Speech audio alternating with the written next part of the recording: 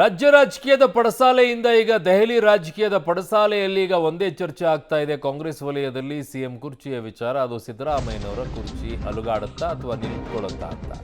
ಕಡೆಗೂ power share ವಿಚಾರದಲ್ಲಿ ಸಿದ್ದರಾಮಯ್ಯನವರು ನೇರವಾಗಿ ಈಗ ಹೇಳಿದ್ದಾರೆ. 50-50 ಪವರ್ ಶೇರ್ ಏನಿದೆ 50-50 ಅದನ್ನು ತಳ್ಳಿ ಹಾಕಿದ್ದಾರೆ. ಸೆಪ್ಟೆಂಬರ್ ಡಿಸೆಂಬರ್ ಕ್ರಾಂತಿಗೂ ಮುನ್ನವೇ ಅಸಲಿ ಆಟಕ್ಕೆ ಸಿದ್ದರಾಮಯ್ಯನವರು ಇಳಿದು ಬಿಟ್ರ ಅಂತ.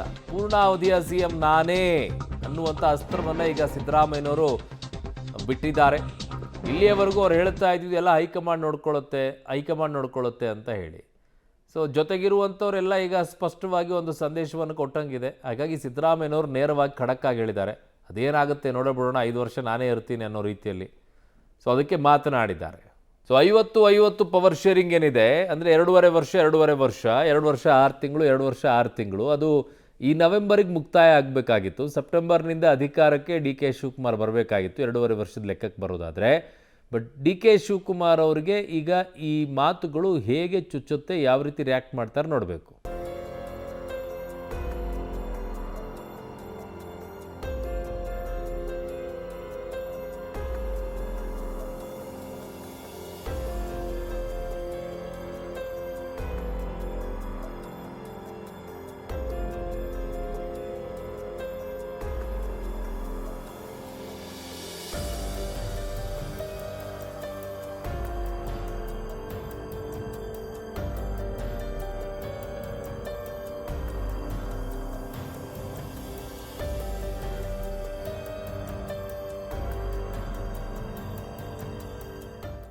ನನ್ನ ಸಹೋದ್ಯೋಗಿ ಈಗ ಪೊಲಿಟಿಕಲ್ ಬ್ಯೂರೋ ಹೆಡ್ ಆಗಿರುವಂಥ ರವೀಶ್ ನನ್ನ ಸಂಪರ್ಕಕ್ಕೆ ಸಿಗ್ತಾ ಇದ್ದಾರೆ. ರವೀಶ್, ಬಹಳ ಇಂಟ್ರೆಸ್ಟಿಂಗ್ ಘಟ್ಟಕ್ಕೆ ಹೋಗಿ ತಲುಪ್ತಾ ಇದೆ ರಾಜ್ಯ ರಾಜಕೀಯ, ಅದು ಕಾಂಗ್ರೆಸ್ನಲ್ಲಿ.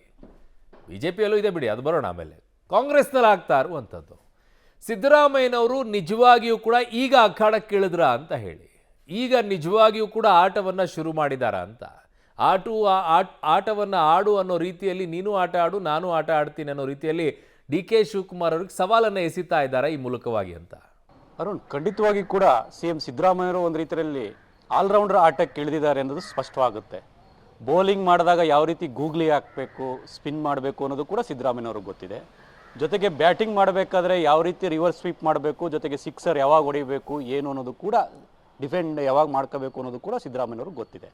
ಹಾಗಾಗಿ ಫೀಲ್ಡರ್ಸು ಅದರಲ್ಲೂ ಕೂಡ ತಮ್ಮ ಸುತ್ತಮುತ್ತ ಇರ್ತಕ್ಕಂಥವ್ರನ್ನ ಯಾವಾಗ ಯಾವ ರೀತಿ ಎಲ್ಲಿ ಫೀಲ್ಡ್ ಮಾಡಿಸ್ಬೇಕು ಅನ್ನೋದು ಕೂಡ ಸಿದ್ದರಾಮಯ್ಯವ್ರಿಗೆ ಗೊತ್ತಿದೆ. ಇದು ಕಳೆದ 3 ತಿಂಗಳಿಂದ ನಡೀತಾ ಇರತಕ್ಕಂಥ ಒಂದು ರೀತಿಯಲ್ಲಿ ಗೂಗ್ಲಿ ರಾಜಕಾರಣ ಅಂತ ಸ್ಪಷ್ಟವಾಗಿ ಹೇಳ್ಬೋದಾಗಿದೆ. ಅಂದರೆ ಸಿದ್ದರಾಮಯ್ಯನವರು ಮೂವ್ ಮಾಡ್ತಾ ಇರ್ತಕ್ಕಂಥದ್ದು ಎಲ್ಲ ಒಂದು ಕಡೆ ವಿರೋಧಿಗಳಿಗೂ ಕೂಡ ಒಂದು ರೀತಿಯಲ್ಲಿ ಕನ್ಫ್ಯೂಷನ್ ಆಗಬೇಕು ಅನ್ನೋ ನಿಟ್ಟಿನಲ್ಲೂ ಕೂಡ ಆಟ ಆಡ್ತಾ ಇರೋಂಗೆ ಕಾಣ್ತಾ ಇದೆ. ಯಾಕೆಂದರೆ ಡೆಲ್ಲಿಯಲ್ಲೇ ಕೂತು ಡೆಲ್ಲಿಯ ನಾಯಕರಿಗೆ ಸಂದೇಶವನ್ನು ಕೊಡೋದಿದೆಯಲ್ಲ, ಅದರಂಥ ಚಾಣಾಕ್ಷತನ ರಾಜಕಾರಣ ಇನ್ನೊಂದಿಲ್ಲ. ಹಾಗಾಗಿ ಸಿದ್ದರಾಮಯ್ಯನವರು ಇವತ್ತು ಕೊಟ್ಟಿರ್ತಕ್ಕಂಥ ಒಂದು ಹೇಳಿಕೆ ಏನಿದೆ, ಅದು ಇಲ್ಲಿನ ಡಿ ಕೆ ಶಿವಕುಮಾರ್ ಮತ್ತು ವಿರೋಧಿ ಬಣಕ್ಕೂ ಇರ್ಬೋದು, ಜೊತೆಗೆ ಹೈಕಮಾಂಡ್ ಅಂದರೆ ಏನು ಎಲ್ಲವನ್ನು ಕೂಡ ಕಂಟ್ರೋಲ್ ಮಾಡಿ ಒಂದು ಪವರ್ ಶೇರ್ ವಿಚಾರದಲ್ಲಿ ಮುಂದಿನ ಪಾನನ್ನು ಮೂವ್ ಮಾಡಬೇಕು ಅಂದ್ಕೊಂಡಿದೆಯೋ, ಹೈಕಮಾಂಡ್ಗೂ ಕೂಡ ಒಂದು ಸಂದೇಶವನ್ನು ರವಾನೆ ಮಾಡೋದಕ್ಕೋಸ್ಕರ ಸಿದ್ದರಾಮಯ್ಯನವರು ಸ್ಟ್ರಾಂಗ್ ಆಗಿ ಹೇಳಿಕೆಯನ್ನು ಕೊಟ್ಟಿದ್ದಾರೆ. ಹಾಗಾಗಿ ಇದು ಎಲ್ಲೋ ಒಂದು ಕಡೆ ಇದೇ ಹೇಳಿಕೆಗೆ ಏನಾದರೂ ಸ್ಟಿಕಾನ್ ಆಗೋದಾದರೆ ಖಂಡಿತವಾಗಿಯೂ ಕೂಡ ನವೆಂಬರ್ ಡಿಸೆಂಬರ್ನಲ್ಲಿ ರಾಜ್ಯ ಕಾಂಗ್ರೆಸ್ನಲ್ಲಿ ಬಿರುಗಾಳಿ ಹೇಳೋದಂತೂ ಸಹಜ. ಹಾಗಾಗಿ ಇದನ್ನು ಎಲ್ಲೋ ಒಂದು ಕಡೆ ಈಗಲೇ ಆ ಒಂದು ಹಿಂಟ್ ಸಿಕ್ಕಿದೆಯೋ, ಅಥವಾ ಸದ್ಯಕ್ಕೆ ಒಂದು ರೀತಿಯಲ್ಲಿ ನಾನಿದ್ದೇನೆ, ಆ ಕಾರಣಗಳಿಗೋಸ್ಕರ ನಾನು ಹೇಳಿದ್ದೇನೆ, ಮುಂದೆ ನೋಡ್ಕೊಳ್ಳೋಣ ಅನ್ನೋ ಮನಸ್ಥಿತಿಲಿ ಏನಾದರೂ ಸಿದ್ದರಾಮಯ್ಯನವರಿದ್ದರೆ ಮುಂದೆ ಆಗುವಂಥ ಬಿರುಗಾಳಿಯನ್ನು ಒಂದು ರೀತಿಯಲ್ಲಿ ತಡಿಬೋದು. ಹಾಗಾಗಿ ಇದು ಒಂದು ರೀತಿಯಲ್ಲಿ ರೋಚಕ ರಾಜಕಾರಣಕ್ಕೆ ಒಂದು ರೀತಿಯಲ್ಲಿ ಮುನ್ನುಡಿ ಬರೆದಂತಿದೆ. ಹಾಗಾಗಿ ಇದನ್ನು ಸಿದ್ದರಾಮಯ್ಯನವರೇ ತಣ್ಣಗೆ ಮಾಡುವಂಥ ಕೆಲಸ ಮಾಡ್ತಾರಾ ಏನು ಅನ್ನೋದು ಕೂಡ ಕಾದು ನೋಡಬೇಕು. ಅರುಣ್.